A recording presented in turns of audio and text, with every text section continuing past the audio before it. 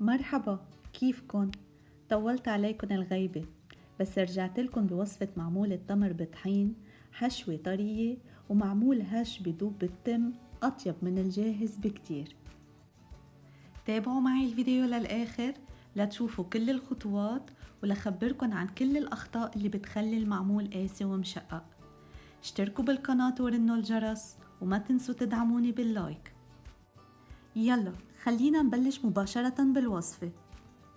عندي 250 جرام من السمنة الباردة أو ما يعادل كباية وربع، بخفقن على سرعة متوسطة لحتى يصير لونهم فاتح.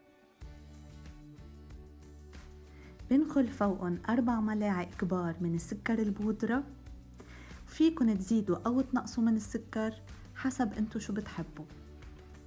وبزيد 3 ملاعق كبار من الحليب الناشف، وبستمر بالخفق لتتجانس المكونات كلها مع بعضها. لازم كل المكونات الجافة تتنخل فوق الخليط لحتى نحصل على عجينة ناعمة من دون كتل بقلبها. هلأ بزيد بيضة واحدة وبخفق لحتى يصير عندي الخليط كريمي. فيكن ترجعوا تنكهوا العجينة بظرف من سكر الفانيلا أو الفانيلا السائلة، بس لأنه ريحة المعمول ما بتكمل إلا مع الموارد والمزهر، أنا اخترت نكهه بمعلقة كبيرة من الموارد ومعلقة كبيرة من المزهر، وبضيف 3 ملاعق كبار من اللبنة. هيدي الوصفة عم بعملها على طريقتي، جربوها رح بتحبوها كتير. بذكركن انه كل المكونات مكتوبة بصندوق الوصف بأسفل الفيديو. منكفي الخفق لحتى يصير عنا خليط شبيه بالكريمة. ليكم ما أجمل هالخليط. يلا كونوا كتار وكبسوا زر الاشتراك بأسفل الفيديو لتوصلكن كل الوصفات الجديدة.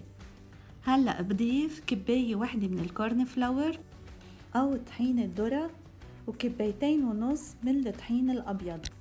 بنخلهم دايما حتى يطلع عندي خليط ناعم، وبزيد عليهم معلقة صغيرة من المحلب ومعلقة صغيرة من دقة الكعكة.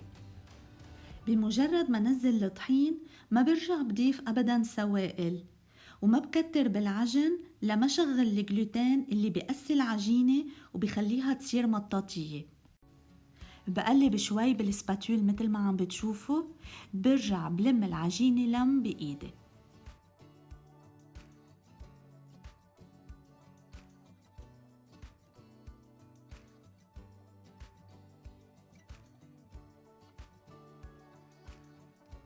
هي أول معلومتين عطيتكن إياهن لحتى تنجح معكن عجينة المعمول 100%.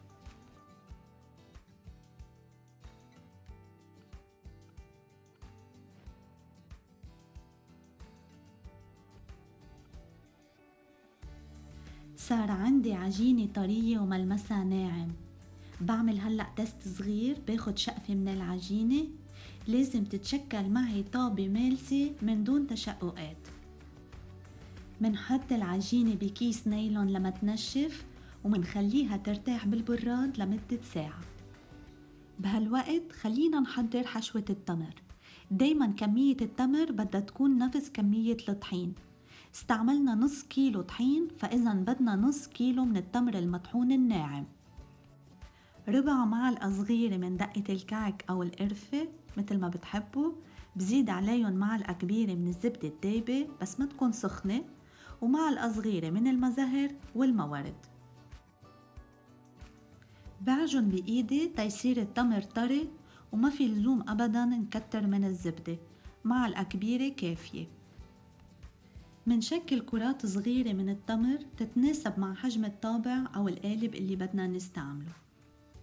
باخد قسم من العجينة وبرجع الباقي على البراد لما تدوب السمنة، خاصة إذا كان عندكن طقس شوب.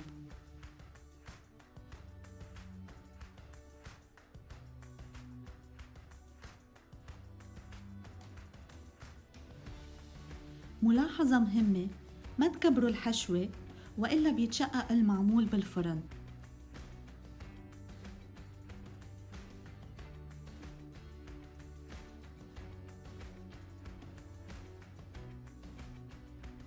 بقسم العجينة لقطع متساوية بنفس الوزن تيكونوا كل الحبات بنفس الكبر.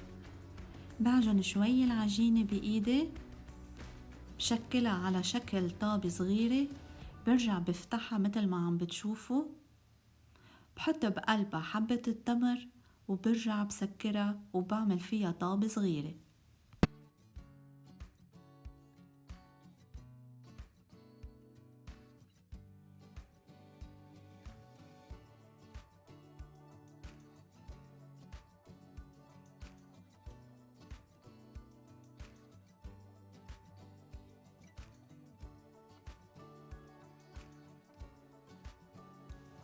انتوا عم تشتغلوا ما لازم تشقق معكن العجينة أبدا، لازم دايما تكون مالسة وناعمة.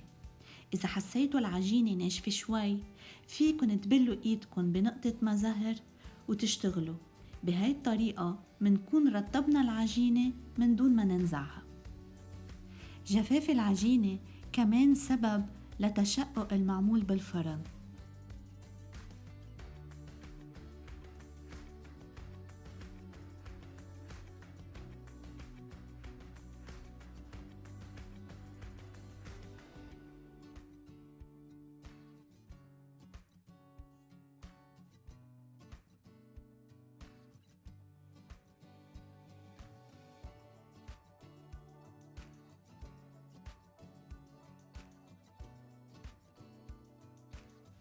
منكفي تشكيل الكرات لنخلص كل كمية العجين والتمر.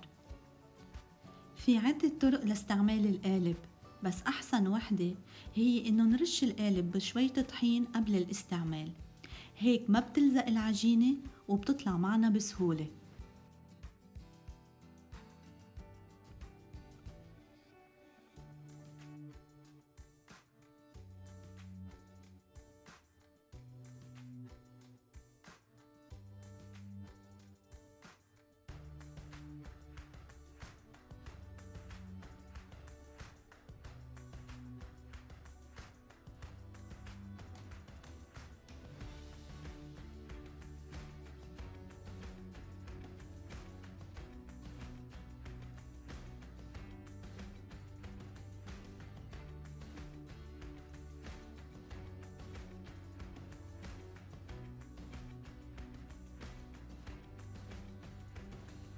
من بعد ما شكلنا كل حبات المعمول منصفهم بالصواني، ولازم كل صينية ترتاح بالتلاجة 10 دقايق قبل ما نحطها بالفرن.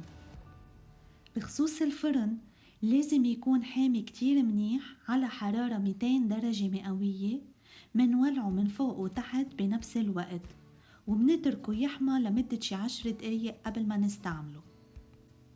منخبز صينية المعمول بالأول على الرف العالي لمدة شي 20 دقيقة لحد ما يصير اللون ذهبي حلو. برجع بنقلها على الرف الواطي ل10 دقايق ليحمر الكعب.